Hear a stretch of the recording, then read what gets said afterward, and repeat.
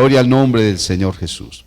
El apóstol Pablo le escribe a los Efesios en el capítulo número 6. Gloria al nombre del Señor Jesús. A partir del verso número 10. Amén. Dice, la armadura de Dios. Por lo demás, hermanos míos, fortaleceos en el Señor y en el poder de su fuerza. Vestíos de toda la armadura de Dios, para que podáis estar firmes contra las acechanzas del diablo. Porque no tenemos lucha contra sangre y carne, sino contra principados, contra potestades, contra los gobernadores de las tinieblas de este siglo, contra huestes espirituales de maldad en las regiones celestes. Por tanto, tomad toda la armadura de Dios para que podáis resistir en el día malo, y habiendo acabado todo, estar firmes. Señor Jesús, te damos gracias, oh Cristo maravilloso, por permitirnos estar acá en tu presencia. Te adoramos. Glorificamos, Señor Jesús, tu nombre, tu amor, tu misericordia, Padre Celestial. Aleluya. Gloria a ti, Jesús. Amén. Por favor, pónganse cómodos, hermanos. Aleluya. Bueno, la carta a los Efesios es uno de los documentos doctrinales más importantes que haya escrito el apóstol Pablo. Amén. Éfeso precisamente era una de las ciudades también más importantes que había en el oeste de Asia. Amén.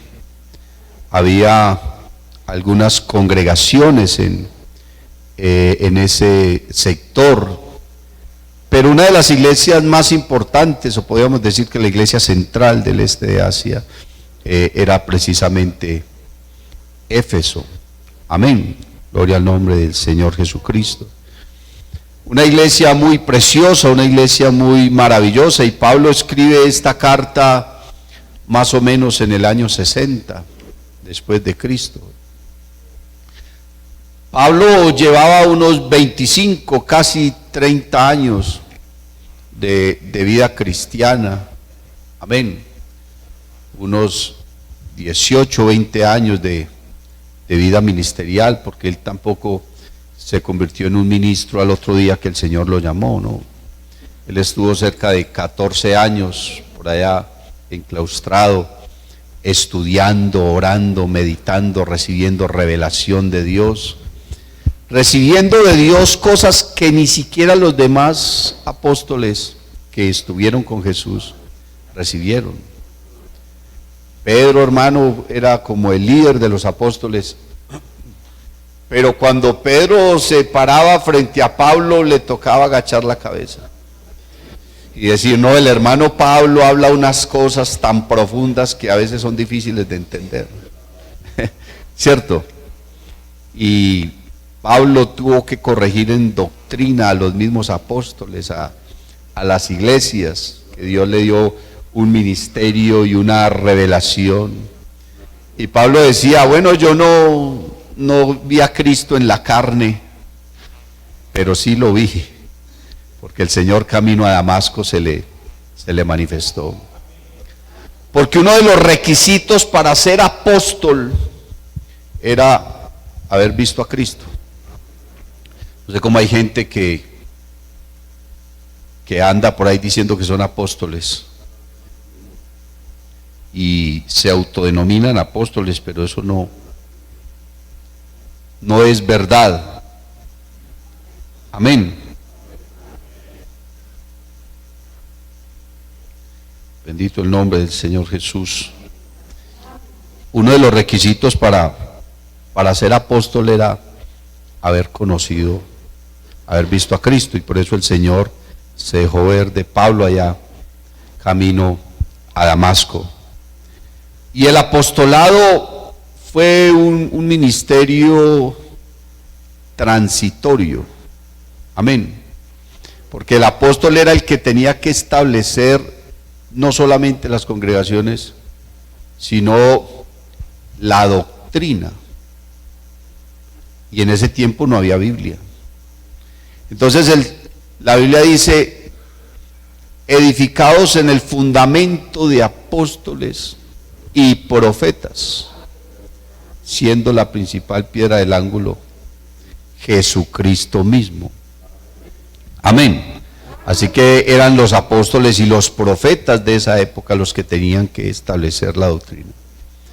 Pero resulta que hoy ya está establecida la doctrina. Ya no necesitamos los profetas que había en esa época, ¿cierto? La Biblia habla de un hermano llamado Gallo, que era profeta y era muy reconocido. Pero como esa gente no tenían una Biblia, entonces ellos, para poder ministrar, para poder predicar, tenían que tener una revelación directa de Dios y poder llevar la palabra, y eran tremendamente respetados y valorados. Gloria al nombre del Señor Jesús, cada uno de ellos. Así que Pablo, hermano, comienza a establecer doctrina y comienza a enseñar doctrina a la iglesia. ¿Por qué? Porque lo que nos mantiene a nosotros unidos y fortalecidos como iglesia es la doctrina. La alabanza es muy hermosa, pero hay gente que tiene falsa doctrina y tienen alabanza. La oración, hermano, es una de las cosas trascendentales en la vida cristiana, pero hay gente que tiene falsa doctrina y oran. Entonces realmente lo que nos mantiene a nosotros unidos como iglesia, hermano, es la doctrina. Pablo le dijo a Timoteo que tuviera cuidado de la doctrina. Amén. Si usted, hermano, anda por ahí escuchando cuánto predicador hay, cuánta doctrina hay, es muy posible que pueda hasta desviarse de la verdad, porque hay gente enseñando lo que realmente no es. Y creo que nuestra iglesia ha sido una iglesia responsable y seria en cuanto a la doctrina. Amén. Es lo que nos ha mantenido unidos por más de 80 años en este país. La presencia de Dios y la doctrina, y Dios ha respaldado esta doctrina, hermano. Y aquí, como dice el coro, aquí en esta iglesia conocí a Jesús. Pablo entonces escribe esta carta a los Efesios, que es un manual doctrinal profundo, todo cristiano debería leer. Amén. De manera responsable la carta a los Efesios y meditar en ella. Pero terminando la carta, Pablo entonces comienza a hablarle a la iglesia acerca de una realidad que ellos estaban viviendo en ese momento. La persecución, hermano, era una cosa increíble. Los romanos tenían asediado el pueblo judío, no solamente a la iglesia, sino al pueblo judío. Para el año 60, hermano, habían unos conflictos grandes entre Israel y entre Roma, tanto que ya en el año 70 entonces todo se desbordó y los romanos invadieron a Jerusalén, destruyeron la ciudad, y hermano, a partir de ese año el pueblo de Israel se esparció por todo el mundo, ¿cierto? Perdieron su territorio, perdieron su nacionalidad, pero lo que no perdieron fue su identidad. Para ellos era claro, y todavía. Vea, usted es colombiano, hermano, usted se va para otro país y usted se queda por allá 3 o 4 años y cuando llega ya es que ni sabe siquiera que es una escoba. ¿Oíste? ¿Y eso qué? No, pues cuidado. Llega y que con el acento de por allá, nosotros perdemos la identidad facilito. Pero hay pueblos que nunca perdieron su identidad. Los judíos pueden haber nacido en otro país y vivir toda la vida en otro país, pero ellos guardan su cultura y su identidad judía, ellos se han mantenido en eso. Para el año 60 entonces había gran persecución, hermanos, eso era una cosa complicada, el diablo estaba asediando la iglesia de todas las maneras posibles que lo podía hacer. No solamente atentaba contra la integridad de los cristianos, contra su vida, sino que también las falsas doctrinas que se levantaban, los falsos hermanos, gente que se camuflaba en la iglesia para hacer mal, pero finalmente la reprensión de Dios venía sobre ellos, porque no hay nada oculto. Dios sacará a luz todo lo que está oculto. La Biblia dice que la luz en las tinieblas resplandece. Hay quienes se ocultan como lobos rapaces entre el pueblo de Dios para hacer mal, pero Dios, no os engañéis, Dios no puede ser burlado. Lo que el hombre siembra, eso entonces también segará. Bendito el nombre del Señor Jesucristo. Cuando miramos entonces este tema de la armadura de Dios, porque Pablo toma ocasión para hablar acerca de esto a la iglesia frente a la situación que estaban pasando, comenzamos entonces a meditar precisamente en eso, en la armadura de Dios. Y entonces uno tiene que decir, bueno, ¿a cuál armadura es que se refiere? ¿Será que Dios tiene una armadura? ¿Será que Dios en su cuerpo tiene que usar algún tipo de armadura? ¿O a qué se refiere? Porque yo pienso y considero que Dios, ¿para qué una armadura? ¿Habrá alguien que pueda enfrentarse a Dios y salir victorioso? ¿Quién puede vencer a Dios? Nadie. El más grande que trató de enfrentarse a Él está bajo tierra, el Señor se le paró en la cabeza, tiene condenación eterna, está perdido, para Él no hay perdón ni salvación, y como ese no se ha levantado otro, y le fue mal. Cuando Cristo estaba en la cruz del Calvario, hermano, el diablo estaba debajo de una piedra, aterrado, muerto del miedo, temblando, espantado, porque sabía que el que estaba en esa cruz estaba haciendo algo muy grande, estaba haciendo algo muy glorioso. El Señor, hermano, se le paró en la cabeza, lo derrotó, lo venció. Dice la Biblia que lo expuso públicamente a Él y a todas sus huestes. Y luego el Señor descendió a las partes más profundas y le quitó todo su poder, toda su autoridad, le arrebató las llaves del imperio de la muerte. Imagínense, el Señor, hermano, lo derrotó. Enseguida dice la Biblia que el Señor, subiendo a lo alto, llevó cautiva a la cautividad, le dio dones a los hombres. Por eso es que la Biblia dice que si Dios es por nosotros, ¿quién contra nosotros? El Señor entonces aquí nos está hablando de una armadura, pero no de una armadura suya, porque Dios no necesita armadura. Dios no necesita nada de esas cosas. Bendito el nombre del Señor. Pero nosotros sí. Y ahora entonces el Señor nos da una armadura, pero esa armadura, cuando usted la analiza y cuando usted la estudia a cabalidad, se da cuenta que esa armadura en nosotros no son elementos literales. Bueno, esta armadura se asemeja a la armadura del soldado romano, ¿cierto? Eran los que usaban un tipo de armadura. Pero en nosotros no es algo literal, sino que es algo simbólico, porque la única armadura que nosotros realmente necesitamos es Cristo. Es Cristo, el que habita al abrigo del Altísimo. morará a la sombra del Omnipotente. Diré yo a Jehová, esperanza mía y castillo mío, mi Dios, en quien confiaré. Él te librará del lazo del cazador, de la peste destructora, con sus plumas te cubrirá y debajo de sus alas estarás seguro. Escudo y adarga es su verdad. No temerás el terror nocturno, ni saeta que huele de día, ni pestilencia que en medio de la oscuridad destruya. Bendito el nombre del Señor Jesús. Porque Él es nuestra armadura, Él es nuestro escudo. Torre fuerte es el nombre de Jehová. Él correrá el justo. Aleluya. Él levanta del polvo al pobre y al menesteroso alza del muladar y lo hace sentar con los príncipes de su pueblo. Aleluya.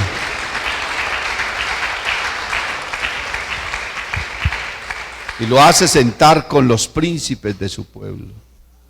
Usted no necesita nada, usted lo único que necesita es a Cristo. Y usted tendrá a Cristo en la medida que lo busque. Porque hay muchas personas, hermanos, llenos de necesidad, llenos de dificultades, con una cantidad de situaciones, pero les da lidia arrodillarse. Eso así es muy difícil. Usted está enfermo, va al médico, le manda una cantidad de medicamentos y esos medicamentos encima de la nevera, eso es una belleza. Vaya entre un cajón. Mi casa parece una farmacia, es un cajón que uno abre y hasta ni abre pues de cantidad de pastillería que hay. Y yo digo, esas pastillas entre el cajón, sí, eso es una bendición muy grande. Eso le quita a uno todos los males allá entre ese cajón. Entonces, ¿para qué fue donde el médico si no se va a tomar lo que le dio? ¿Para qué una iglesia si no nos congregamos? ¿Para qué un pastor si no le atendemos, ni le escuchamos, ni recibimos su consejo? ¿Para qué la oración si ni siquiera nos arrodillamos? Entonces hay gente, hermano, que busca a Dios de una manera muy leve, muy sencilla, muy poco. Y hermano, Dios te ha de bendecir en la medida en que tú lo busques. Usted quiere vencer, busque a Dios. Usted quiere salir victorioso, busque a Dios. ¿Qué es que tengo muchas debilidades? ¿Qué es que tengo? Busque a Dios. Porque es que hay una ley. Y las leyes, hermano, no se rompen, no se quebrantan. Dígame, por ejemplo, la ley de la gravedad. Eso es una ley que está ahí. Usted no puede volar. La única manera de usted volar, hermano, es que se consiga un aparato que tenga el poder suficiente para romper la ley de la gravedad. Y la Biblia dice que hay una ley, que es la ley del pecado. Esa ley, hermano, no la quebranta nadie. ¿Por qué? Porque estamos atados, encadenados, amarrados al pecado. Nadie se puede librar del pecado, absolutamente nadie. Entonces, ¿qué puedo hacer? Pablo dijo, miserable de mí, estoy perdido, estoy atado, encadenado a la ley del pecado. ¿Qué puedo yo hacer? Y entonces se dio cuenta que había algo que podía no destruir, porque usted cree que controla las cosas, porque usted cree que tiene capacidad sobre las cosas. No, hermano, en el mundo espiritual no es así. Puede que usted en su universidad tenga muchas capacidades para muchas cosas, ser muy inteligente, pero una cosa es inteligente y otra cosa es ser sabio. La inteligencia es una capacidad, ¿cierto? Mental. Es una habilidad. Es una astucia, es un desarrollo mental para usted ejercer cualquier desarrollo, para entender muchas cosas, desarrollarlas y poder llevar a cabo procesos. Pero la sabiduría es el uso de esa inteligencia sin malicia, porque la inteligencia nos vuelve maliciosos. nos vuelve astutos. Y al estilo paisa, el más vivo, el más avión, el que salía adelante, el que se coló la cola, el que salió adelante, el que le quitó el turno al otro, el que le ganó al otro en esto, el que se ganó más en el negocio. Y la Biblia dice, hermano, que esa astucia no es de Dios. Y eso es gente muy inteligente. Y la Biblia dice que mayor es la astucia de las tinieblas que la de la luz. Y cuando dice mayor no quiere decir que tenga más capacidad, sino que hay más gente maliciosa que gente temerosa de Dios. Y no crea que porque viene a la iglesia es temeroso de Dios. En las congregaciones hay gente astuta, maliciosa, malintencionada, inteligentes, pero no son sabios. Porque la sabiduría es aprender a manejar esa capacidad mental, sea mucha o poca, y ponerla en las manos de Dios con humildad y con gracia. Porque el principio de la sabiduría es el temor a Dios. Y si yo le temo a Dios, no ando por ahí engañando, ni quitando lo que no debo, ni diciendo lo que no debo, ni haciendo lo que no debo, ni viendo lo que no debo. Pero queremos fortalecernos en el Señor. Entonces, ¿usted cómo lo está haciendo? Fortalecerse en Dios, hermano, no es meterse 30 días en ayuno y salir de aquí levitando y que le tengan que poner una bolsa en la cabeza porque la gloria de Dios es mucha. No, esta mañana leíamos ahí en Filipenses 4. Todo depende de tu manera de pensar, de cómo veas las cosas. No consiste en que te presentes delante de Dios como siendo el más santo, no. Porque la idea no es esa. No hay justo sobre la tierra que haga el bien y nunca peque. Usted nunca podrá presentarse delante de Dios sabiendo que no cometió ningún. Todos los días pecamos, todos. Medita en el texto, no hay justo delante de Dios que haga el bien y nunca peque. Por muy justo que usted sea, la embarra. Pero eso tampoco nos puede llevar al conformismo de pensar, no, hermano, es que de todas maneras uno tiene que pecar. Una cosa es que lo hagas por una debilidad o por un error, y otra cosa es que lo hagas deliberadamente. Otra cosa es que lo hagas voluntariamente. Cuando lo haces voluntariamente, eso se llama concierto para delinquir. Claro. Porque hay cosas que no solamente son pecados, sino que son delitos. ¿Cierto? Si usted se quedó con lo que no es suyo, eso es un delito. Está robando. Ay, hermano, yo le voy a pedir el perdón al Señor porque me quedé con la de vuelta. Sí, entonces vaya, regrese la de vuelta y de todas maneras pida el perdón al Señor. Porque la Biblia dice restituida al agraviado. Usted le faltó a alguien. Yo, inconverso, hermano, le falté a muchas personas. Y el primer año de vida cristiana fue muy duro para mí porque todo lo que conseguía, mi conciencia me decía, vaya, páguele a la señora a la tienda. Ay, es que el Señor ya me perdonó. Sí, pero también necesita el perdón de la señora. Y me dediqué todo ese año, hermano, a ir pagando por ahí cositas que yo sabía que las estaba debiendo. No, hermano, pero es que eso fue en el pasado, el Señor perdonó todo, sí, pero Él dice restituida al agraviado. Yo lo agravié siendo inconverso, allá voy y le pago. Por eso les ponía el ejemplo ahora del hermano que bauticé, y él después me dijo que tenía una dificultad con la ley. Yo le vaya a entregar. También me tocó otro hermano en una congregación, un anciano. Llevaba como 15 o 20 años de bautizado. Y en una ocasión me dijo, hermano, es que me están requiriendo. Y yo, ¿qué pasó? Es que cuando yo era inconverso, hermano, yo abusé de un niño. Vaya presente. Hermano, ¿y qué va a pasar con mi familia? No, vaya presente. Lo condenaron a 20 años.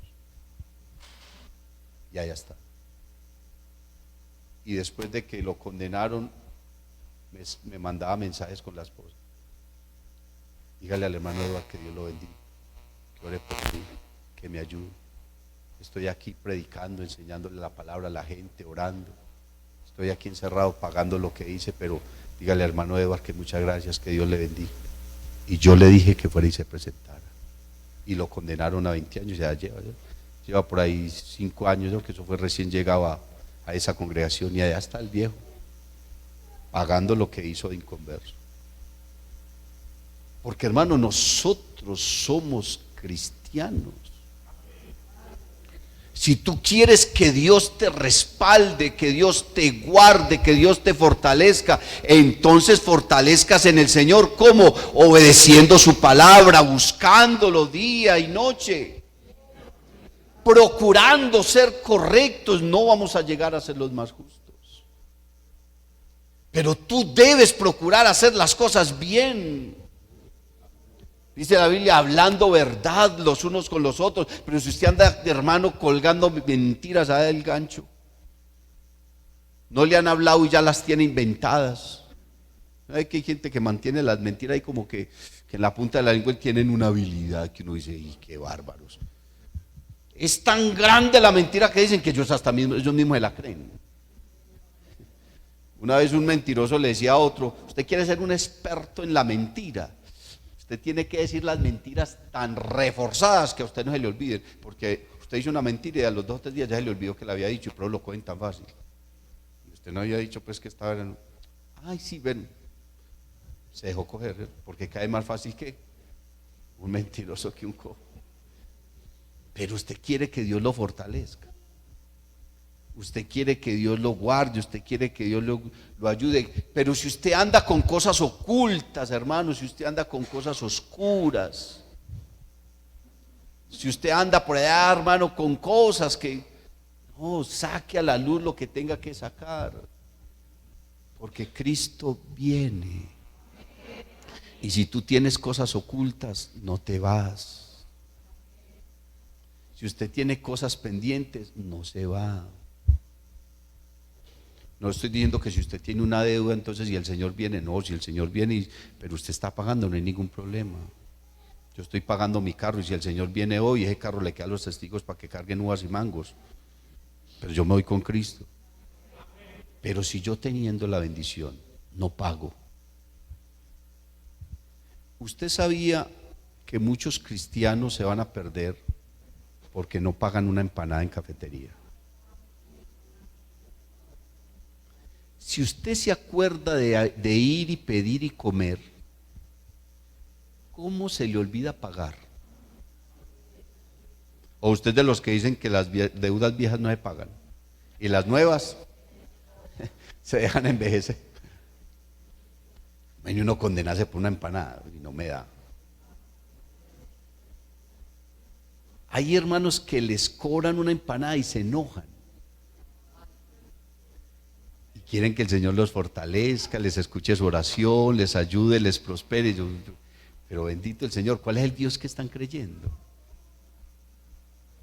Con razón andamos llenos de angustias y una cantidad de cosas, si muchas veces, hermanos, nuestras oraciones son estorbadas.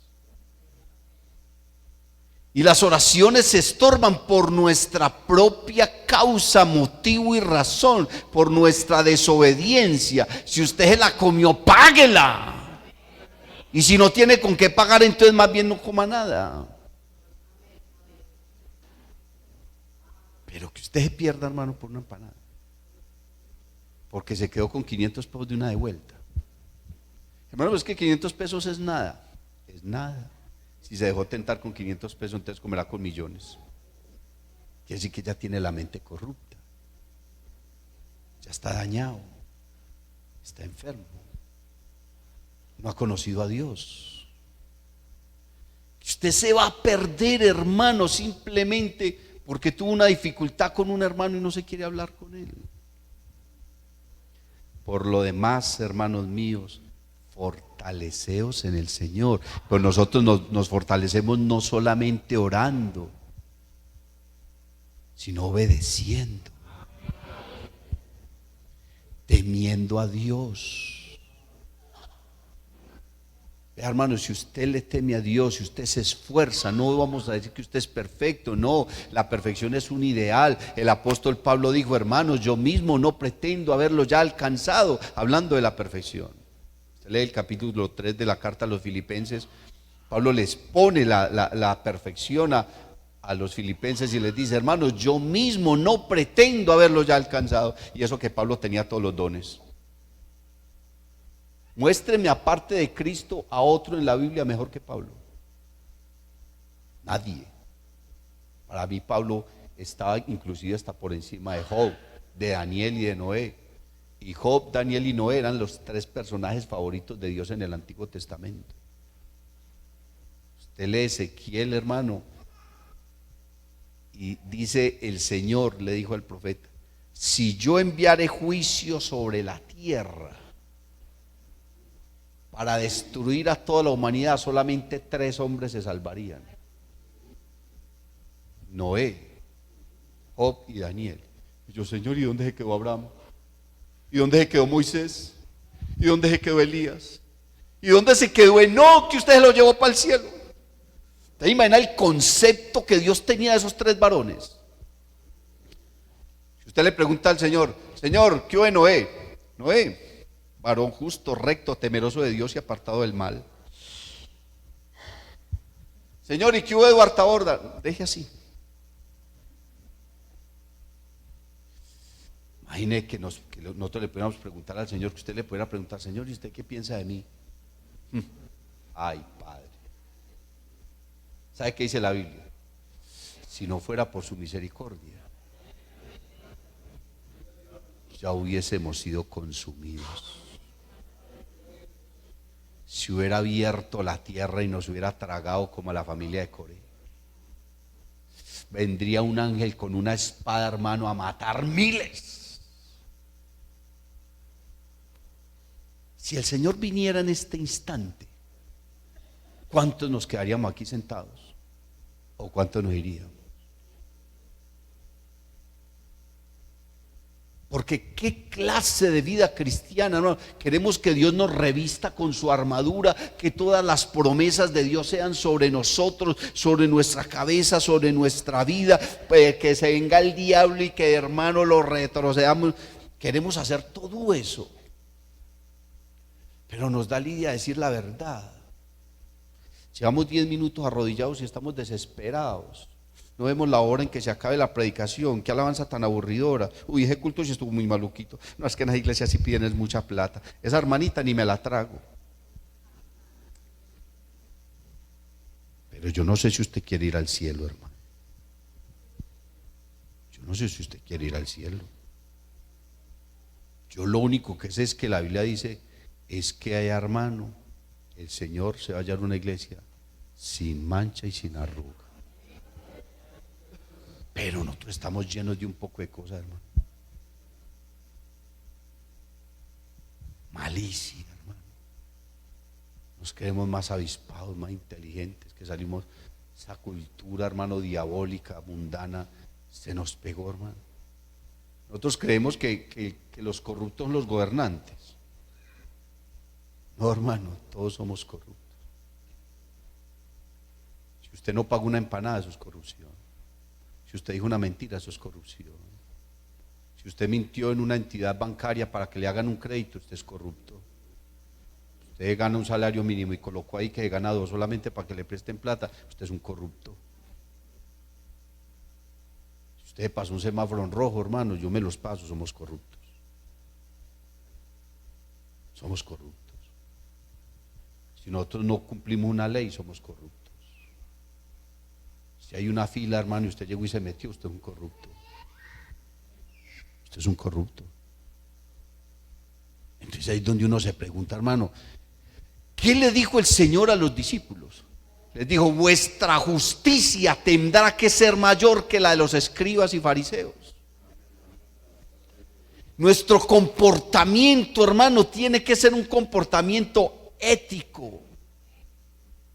Ante la gente usted tiene que tener más justicia que un policía. Usted tiene que ser más recto que un juez. Usted tiene que tener una vida más digna que la de cualquier presidente. Porque todos ellos se van a perder, pero se supone que tú no. Tenemos que ser más santos que cualquier religioso en el mundo. Y no porque estemos compitiendo, sino que se supone que Cristo tiene que estar en ti. El que es bautizado en Cristo, de Cristo está revestido. La gente tiene que ver a Cristo en ti. No que la gente ande por ahí diciendo, ese evangélico tan malicioso. Ah, señora tan maliciosa, no paga, vino aquí a pedir fiado y la llama uno a cobrar y se enoja. Eso es lo que estamos mostrando de Cristo.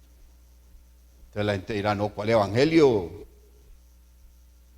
Claro, y entonces el Señor te va a mirar y va a decir, ¿y usted quiere venirse conmigo? ¿Cómo era el Señor, hermano? Yo escuchaba la palabra esta semana en la reunión de pastores y un pastor decía, hermano, vea, usted puede ser muy consagrado, pero si el Señor se manifiesta, usted automáticamente se convierte en el más vil pecador. ¿Sí vio la bendición esta mañana? Eso nos convirtió en los peores pecadores.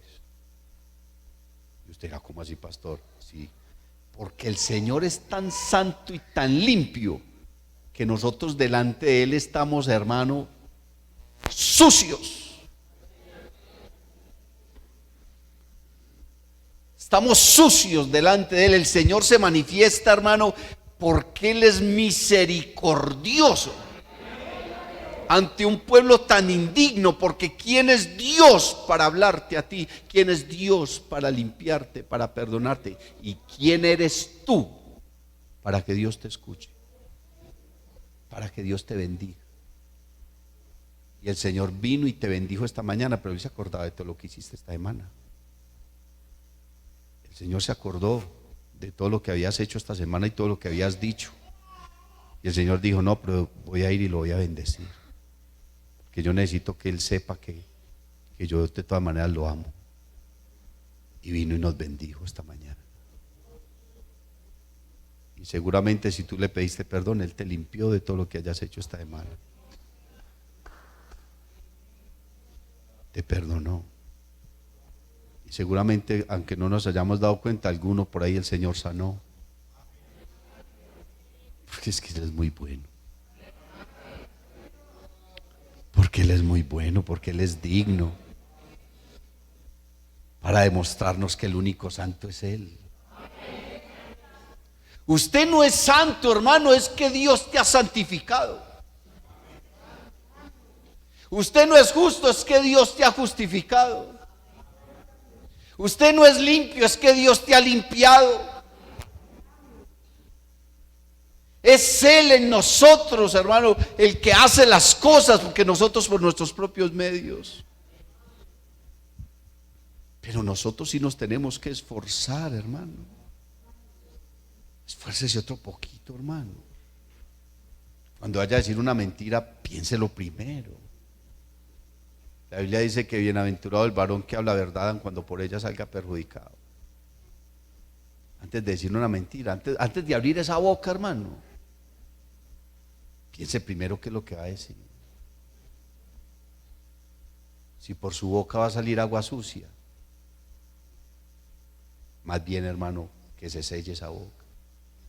Pero la Biblia dice que la lengua es el miembro más digno de condenación.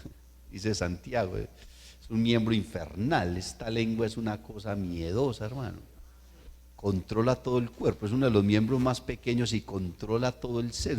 Usted no se aguanta, pero tiene que decir el chisme, lo tiene que contar porque tiene que decir las cosas como son, tiene que hablar de fulano, tiene que prometer lo que no va a cumplir, pedir lo que no piensa devolver. Qué cosa tan dura esta lengua, hermano. Pero el problema es que si nos dejamos controlar por esta lengua, hermano, arderá esa lengua en el infierno. Claro, porque de la abundancia del corazón habla la boca. ¿Qué habla la lengua? Lo que hay en el corazón. Eso era lo que le preocupaba tanto a Pablo, y Pablo por eso le dijo a los filipenses en qué debían pensar. ¿Para qué? Para que Dios esté con ellos. Por lo demás, hermanos, todo lo que es verdadero, todo lo honesto, todo lo justo, todo lo puro, todo lo amable, todo lo que es de buen nombre, si hay virtud alguna, si hay algo digno de alabanza en esto, pensad. Y el Dios de paz estará con vosotros. Y uno lograr que sus pensamientos sean solamente lo justo, lo puro, lo amable, lo verdadero. La Biblia dice, vuestra amabilidad sea conocida por todos los hombres, y hay gente que ni le pueden hablar. Hay hermanos que uno se les acerca con un escudo, uno va con el escudo de la fe y hablarle a ese hermano, y yo como le digo a este, como le digo, yo sé que se va a enojar, ya ni vuelve a la iglesia, no. Cristiano, hermano, que no les puede ni hablar. Y el Señor dijo, aprended de mí que soy manso y humilde. Entonces, ¿a quién le están aprendiendo? Porque al Señor no es. Y si no es al Señor, entonces ¿a quién? Ese tiene nombre. Se escribe con D minúscula. Y fue muy famoso también en la Biblia. ¿Será que usted le está aprendiendo a ese? Si usted es cristiano, usted tiene que ser amable. Para con todos, no solamente para los de la calle. Uno es muy amable con la gente de la calle y en la casa es una pantera. ¿Cierto? No, la Biblia dice, si alguno no provee para los suyos, mayormente para los de su casa.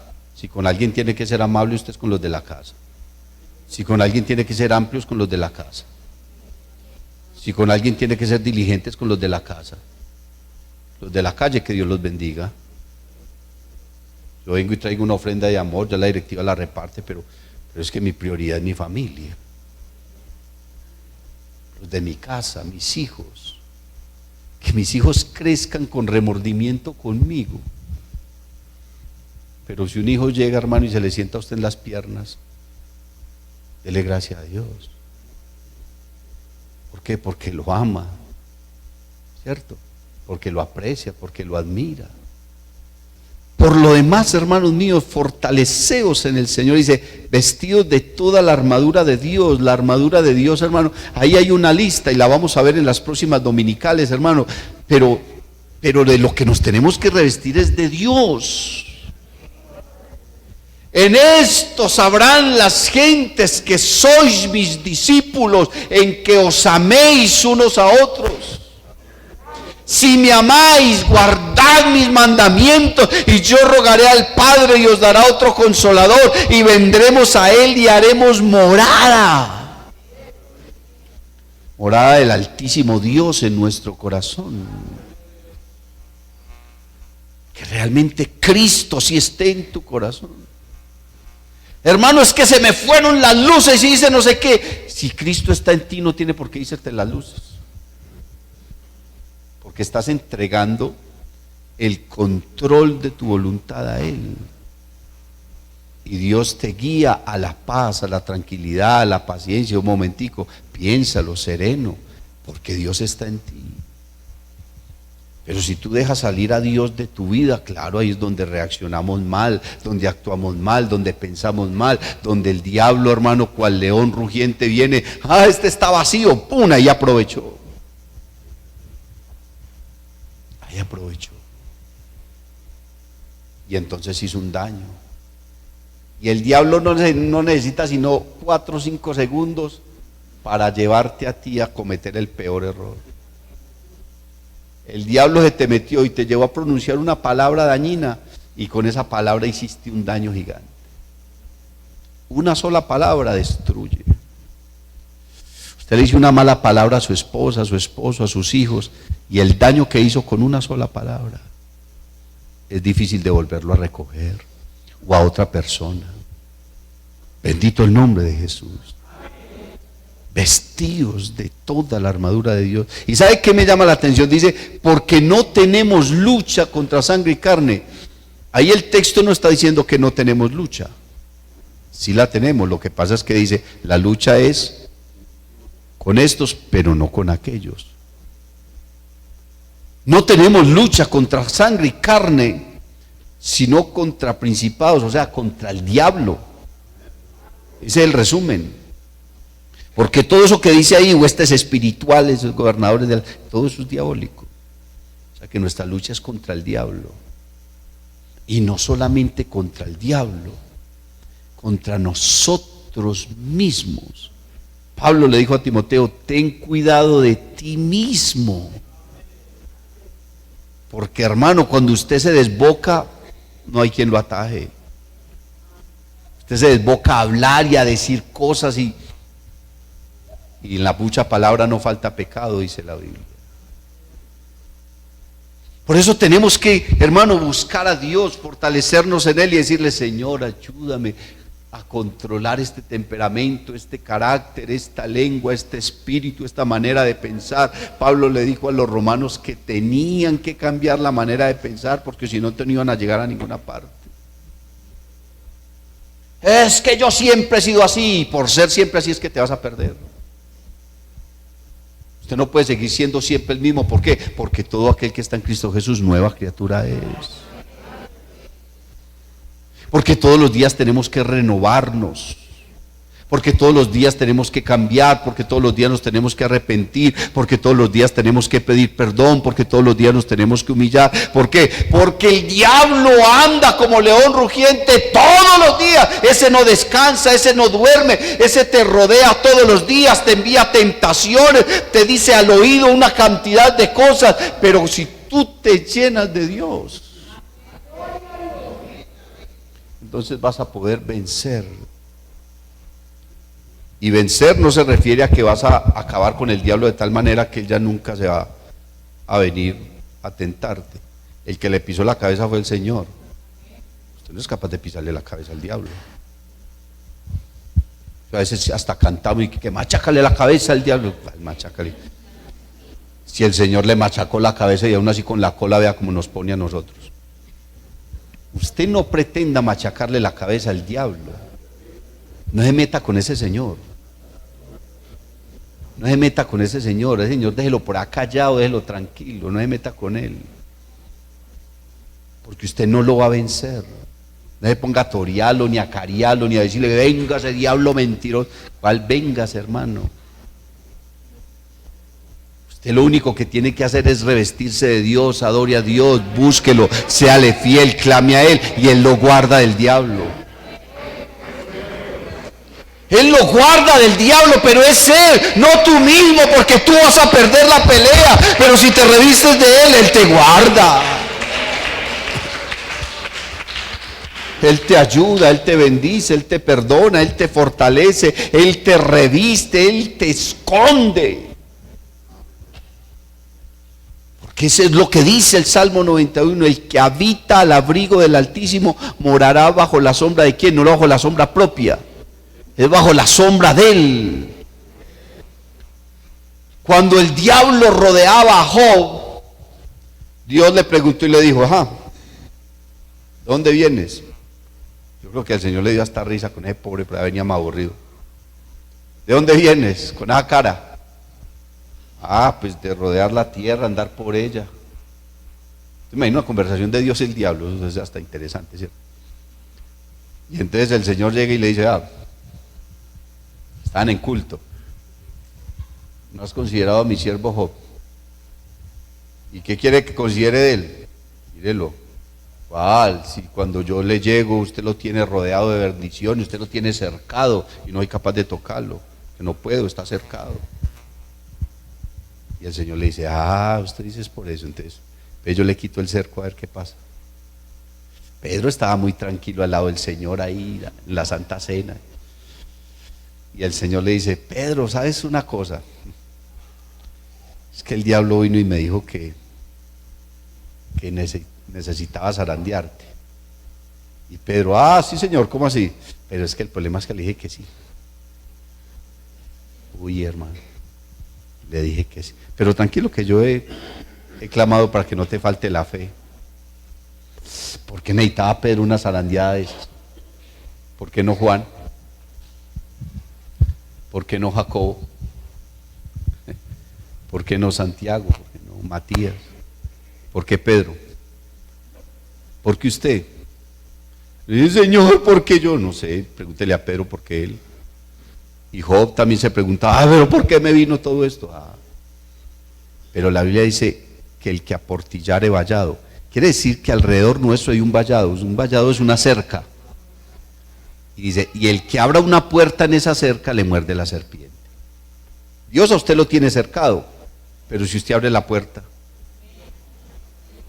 La Biblia dice, no deis lugar al diablo. ¿Sabe cómo diría un paisa? No le dé papaya al diablo. Vulgarmente eso es lo que está diciendo. No deis lugar al diablo. Si Pablo fuera paisa y estuviera aquí predicando, nos estaría diciendo, no le dé papaya al diablo. Es que usted es el que le da papaya. ¿Cierto? Es como el muchacho que se maneja mal y la mamá le dice, le va a dar papaya a su papá para que le pegue. Siga con eso y verá. Y él sigue en su necedad, pero se ganó la pena. No deis lugar al diablo. La Biblia dice, el que cava hoyo caerá en él. O sea, que el hueco lo hizo usted mismo. Usted mismo se lo buscó. El que cava hoyo caerá en él. Y el que aportillare vallado le morderá la serpiente. Dios a usted lo tiene cercado, pero si usted le abre la puerta al diablo. Pablo le está diciendo claramente aquí, hermano, a la iglesia de Éfeso, lo que nosotros tenemos que hacer con el diablo es resistirlo. Lo que tenemos que hacer con la tentación y con nuestra propia concupiscencia es resistirla. ¿Y cómo la resistimos, hermano? Con la fuerza de Dios. ¿Y cómo tengo yo la fuerza de Dios? En la medida en que tú lo busques, tendrás. Usted quiere tener mucha plata, trabaje mucho. Pero si usted trabaja poquito, poquito recibe. Y si no trabaja nada, no come, porque el que no trabaje, que no come. Pero si usted quiere bastante plata, trabaje duro. ¿Cierto? En la medida en que usted trabaja, recibe el dinero. Pero usted va y trabajó apenas 3 o 4 horas, por 3 o 4 horas le pagan. ¿Cierto? Es como el que se va para el exterior creyendo que pueda conseguir plata, que se baja del avión y que los dólares están tirados en el suelo, pobrecito. Si en alguna parte hay que trabajar es por allá. Por allá trabajan más duro que aquí. Usted aquí no tiene ningún trabajo, por allá tienen 3 y 4. Duermen 5 horas o 4 y el resto es trabaja y trabaja y no tienen ni tiempo de ir al culto. Imagínese qué duro. Una iglesia con 100 hermanos y una escuela dominical con 20. ¿Y dónde están los hermanos? Trabajando todos. Hermano, ¿que no viniste al culto? No, pastor, cuando tenga tiempecito hoy. Y entonces es el pensamiento de ellos, solamente cuando tenga tiempecito. Gracias a Dios por la iglesia en Colombia. Que nosotros sí tenemos una prioridad en cuanto a eso. Pero usted aquí no necesita matarse tanto. Por allá la gente va a romperse en la espalda. Levantan alguna cosa. Así mismo es con Dios. Tú recibirás de Dios en la medida que lo busques. En la medida en que tú te presentes delante de Él, en la medida en que lo adores, le clames, ores, le seas fiel, recibirás de Él. ¿Cómo es el dicho, hermano? Poca oración, poco poder. Mucha oración, mucho poder. Esa es la armadura de Dios. El temor de Dios, la sinceridad delante de Él, la fidelidad, la santidad, la paciencia en la presencia de Dios y sobre todo confiar en su gracia y en su misericordia. Esté en pie, hermano, vamos a darle gracias a Dios.